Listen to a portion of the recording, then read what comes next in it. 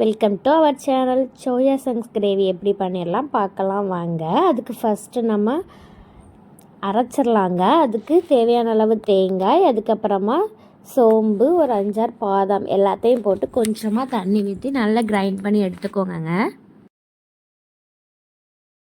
அதுக்கப்புறமா அடுப்பில் பாத்திரம் வச்சுட்டு எண்ணெய் ஊற்றிக்கோங்க. அப்புறமா 1 டேபிள் ஸ்பூன் சோம்பு போட்டுக்கோங்க. சோம்பு பொரிஞ்சதுக்கு அப்புறமா ஒரு பிரியாணி இலை, கொஞ்சமாக கொத்தமல்லி தழை போட்டுக்கோங்க.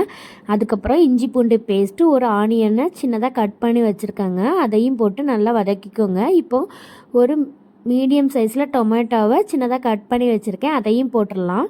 அது நல்லா வதங்கினதுக்கப்புறம் மசாலா சேர்த்துடலாங்க. தேவையான அளவு மசாலா, 1/4 டேபிள் ஸ்பூன் மஞ்சள் தூள், 1/2 டேபிள் ஸ்பூன் மிளகாய்த்தூள், 1 டேபிள் ஸ்பூன் மல்லித்தூள் நல்லா போட்டு வதக்கிக்கோங்க. இப்போ நான் ஆல்ரெடி சோயா சங்க்ஸை வெந்நீரில் நல்லா வேக வச்சு எடுத்து வச்சுருக்கேங்க, அதையும் போட்டுடலாம். இப்போ ஆல்ரெடி நம்ம அரைச்சி வச்சுருந்தோம்லாங்க, அரைப்பை அதையும் போட்டு கொஞ்சமாக தண்ணி ஊற்றிக்கோங்க. இப்போ தேவையான அளவு உப்பு போட்டுக்கோங்க.